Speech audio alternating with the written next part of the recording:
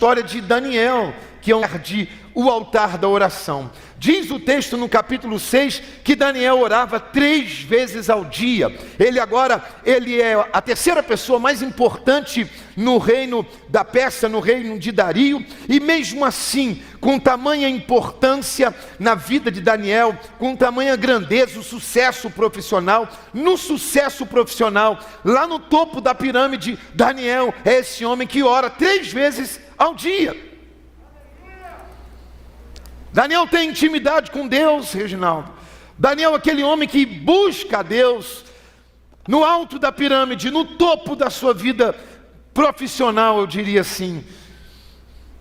Mas agora, veja que interessante que Daniel vai passar por um momento muito importante, um momento decisivo, em que Daniel, ele passa por um processo de descida. Sim, Daniel enfrenta agora a cova dos leões. Daniel foi lançado na cova dos leões. Ele está aqui no topo da pirâmide, e agora do topo da pirâmide ele vai jogado em uma cova, e nessa cova tem leões. E você sabe da história. Ele foi jogado na cova dos leões porque ele orava 3 vezes ao dia, porque ele orava a Deus e não parou de orar. E agora ele desce.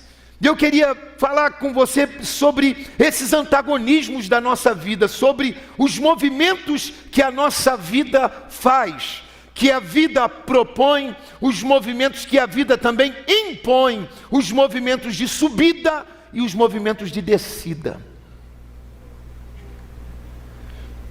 Você conhece alguém, ou de repente você já passou por movimentos de descida na sua vida? Por movimentos de subida, porque a nossa sociedade clama pelo movimento da subida. A nossa sociedade, a pós-modernidade, em todo lugar no mundo há uma clamação por subir. Não é errado querer subir, não é errado, é legítimo o desejo de subir. A questão é como subimos. O movimento de subida é aclamado, é proclamado, conclamado, é evocado pela nossa sociedade. Você tem que subir, você tem que ser o primeiro. A gente clama isso, a gente quer isso, a gente ouve isso. Mas eu queria falar um pouquinho desses movimentos, porque nos processos da nossa vida, eles são antagônicos, eles são opostos, e eles também têm um resultado diferente do que nós imaginamos. Eles têm um movimento diferente, um resultado diferente, inclusive na ótica de Deus. O subir e o descer. A primeira consideração que eu queria fazer, querido, é que o movimento, o imperativo de subida, ele é transcendental. Ele é milenar.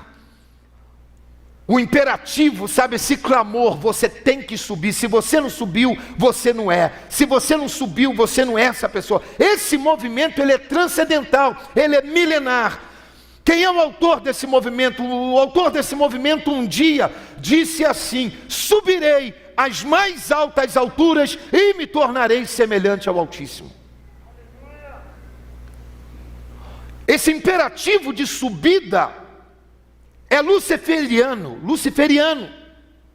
Foi Lúcifer o primeiro pregador do movimento imperativista da subida. Você tem que subir. Eu não estou com isso condenando o desejo de subir, porque todos nós queremos. Agora a questão é subir com Deus ou subir sem Deus. É como nós estamos construindo o movimento de subida na nossa vida, porque Deus, para determinados resultados, Deus vai criar um movimento de subida na sua vida, mas para outros resultados, Deus também criará um movimento de descida. Quem está entendendo isso? Então Deus cria. Qual a diferença? É estar em Deus, é estar no Senhor. Quem diz amém para isso? Então a palavra de Lúcifer é essa: você tem que subir, eu subirei. Não há nada de errado em subir, quando você quer subir e fazer esse voo com Deus. Deus é o criador do movimento de subida, mas também é o criador do movimento de descida, dependendo do resultado que Ele quer ter conosco. Agora é difícil passar pelo processo. Quando Deus marca alguém na Bíblia, Antônio, você pode observar que essa pessoa passou pelo processo da descida antes.